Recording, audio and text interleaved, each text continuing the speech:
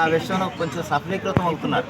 అంటే ఏమీ చేయట్లేదు. గ్రౌండ్ లెవెల్లో కనీసం పరిపాలన వదిలేసి దేశాలు తిరుగుతున్నారు. వాళ్ళు అసలు కొంచెం కూడా పని చేయట్లేదు. పేదవాళ్ళకి, వృద్ధులకి, అనాథులకి లేదా అసలు వాళ్ళు ఏ విధంగానూ పనికొచ్చే విధంగా వాళ్ళు పరిపాలన ఉండలేదు అన్న విషయంలో వాళ్ళు ప్రొజెక్ట్ చేస్తున్నారు బాగా వైసీపీ వాళ్ళు.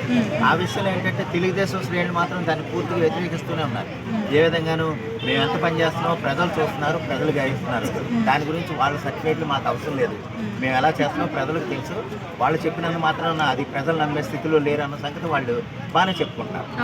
ఈ విషయంలో ఏంటంటే కూటమి ప్రభుత్వం గురించి నా తరఫున నేను మాట చెప్పాలంటేనమ్మా, వాళ్ళు 20 లక్షల కోట్ల పెట్టుబడులు వచ్చినాయంటే ఏ పని చేయకుండా, ఏ ప్రయత్నాలు చేయకుండా అయితే రావు.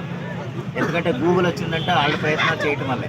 లేకపోతే పెట్రోలియం కెమికల్స్ 60 లక్షల కోట్ల పెట్టుబడులు వచ్చినాయంటే 6 లక్షల కోట్ల పెట్టుబడులు వచ్చినాయంటే కేవలం 60,000 కోట్ల పెట్టుబడులు తీసుకురాగలిగారంటే కేవలం చంద్రబాబు నాయుడు గారి కృషి, కూటమి ప్రభుత్వం కృషి. దానికి బీజేపీ సహకరించడం కూడా ఒక పెద్ద ప్లస్ పాయింట్. ఆ విధంగా ఏంటంటే వారి పరిపాలన ఏంటంటే హై ప్రొఫైల్లో కూడా వెళ్తున్నారు. At the same time ground లెవెల్లో కూడా వాళ్ళు చూసుకుంటారు. ఆ విషయంలో ఏంటంటే పెద్దగా మనం అనుమానం పడక్కర్లేదు.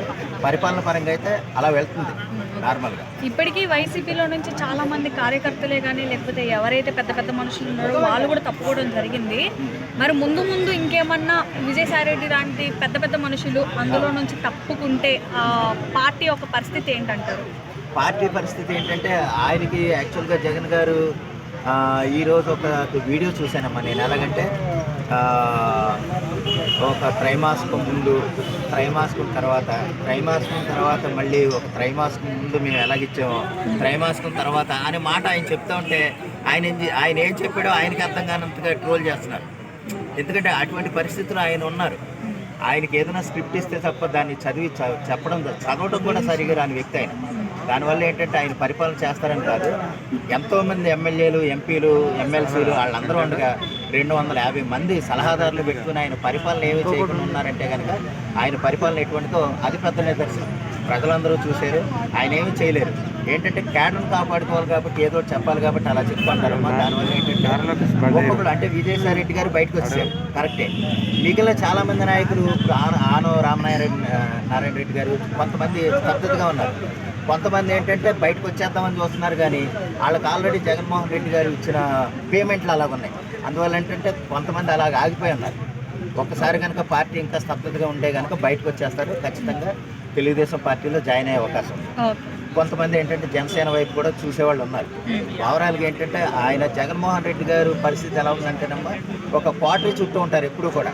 అంటే ఈరోజు బెంగళూరు నుంచి రావాలంటే ఎవరన్నా చెప్పాలి, మళ్ళీ బెంగళూరు వెళ్ళిపోవాలంటే వాళ్ళు ఎవరైనా చెప్పాలి, మీరు వెళ్ళిపోండి, ఇంక పని లేదు, మీరు రండి, ఇక్కడ పని ఉంది అని అంటేనే ఆయన చేస్తారు తప్ప ఆయనగా వ్యక్తిగతంగా నా పార్టీని నేను కాపాడుకోవాలి, నా కార్యకర్తలు నేను కాపాడుకోవాలన్న ఉద్దేశం అయితే ఆయనకు ఉండదు. బెంగళూరులో అత్యంత విలాసవంతమైన భవనాలు ఉన్నాయి ఆయనకి. అలాగే లోటస్ పాండ్ హైదరాబాద్లో కూడా అత్యంత విలాసం అనమాట, ఇంక మాటలో చెప్పక్కర్లేదు.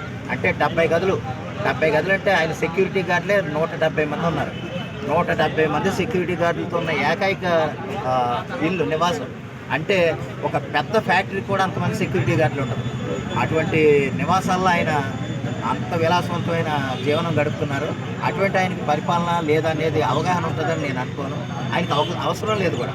ఏదో ఒక్క ఛాన్స్ అని ఏదో వాళ్ళ నాన్నగారు వారసత్వం నిమిత్తం వచ్చేసారేమో కానీ అంతకు మించి ఆయనకేమీ లేదు. Thank you.